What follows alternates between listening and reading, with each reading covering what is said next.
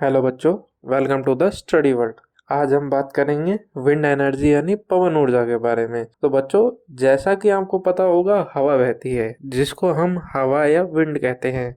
जो ऊर्जा हमें हवा से यानी हवा के चलने से प्राप्त होती है उसे हम पवन ऊर्जा यानी विंड एनर्जी कहते हैं। तो हम इसके बारे में बात करते हैं कि ये कैसे काम करता है, कैसे हवा चलती है, कैसे हमें विंड मिलती है और कैसे हम इससे एनर्जी प्रोड्यूस करते हैं। तो सबसे पहले हम बात करेंगे हवा के ऊपर यानी वायु के ऊपर। पहला, हवा जो है वो मुख्य दो कारणों से चलती है। पहला, जब गर्म हवा ठंडी हवा से टकराती है तो उनके बीच में जो क्रिया होती है उसकी वजह से हवा के अंदर गति आती है। जब हवा के अंदर गति आएगी तो उससे हमारा विंड मिल घूमेगा और हमें एनर्जी मिलेगी। दूसरा, जब पृथ्वी सूर्य के चारों ओर चक्कर लगाती है जिसके कारण भी हवा उत्पन्न होती है और हवा उत्पन्न होगी तो विंड मिल घूमेगा और हमें एनर्जी मिल जाएगी। उसी प्रकार से अब हम जो आपको समझाना चाहते हैं कि पवन ऊर्जा यानी विंड एनर्जी किसे कहते हैं। तो वायु से प्राप्त ऊर्जा जिसे हम बिजली बनाने के लिए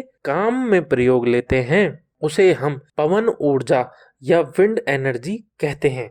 तो बच्चों, आइए अब हम समझते हैं कि पवन से प्राप्त होने वाली ऊर्जा को हम बिजली बनाने में कैसे उपयोग में लेते हैं। तो सबसे पहला मैं आपको इसका डायग्राम दिखाता हूं, तो आप इसका डायग्राम समझने की कोशिश कीजिए। सबसे पहले जब हवा विंड मिल की ब्लेडों से टकराती है जिससे उसको घूमने में मदद मिलती है। जब वो घूमता है ब्लेड, उससे उसकी रोटर शाफ्ट कनेक्ट होती है। शाफ्ट कनेक्ट होती है विंड मिल के अंदर लगे जनरेटर से। जब जनरेटर घूमता है तो उससे बिजली उत्पन्न होती है। उस बिजली को हम ट्रांसफॉर्मर्स के जरिए अपने उपयोग में लेते हैं। जब हम पवन ऊर्जा से बिजली को लेते हैं तो इसके लिए हमें ट्रांसफॉर्मर्स की ज़रूरत होती है जो हमें हमारे घरों तक बिजली पहुंचाते हैं।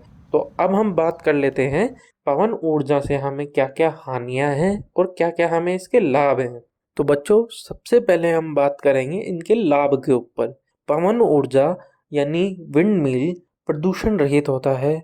दूसरा, पवन ऊर्जा यानी विंड मिल को चलाने के लिए हमें ईंधन की आवश्यकता नहीं होती है। और तीसरा, पवन ऊर्जा एक नवीकरणीय स्रोत है। ये ऊर्जा हमें प्रकृति से मिलती है।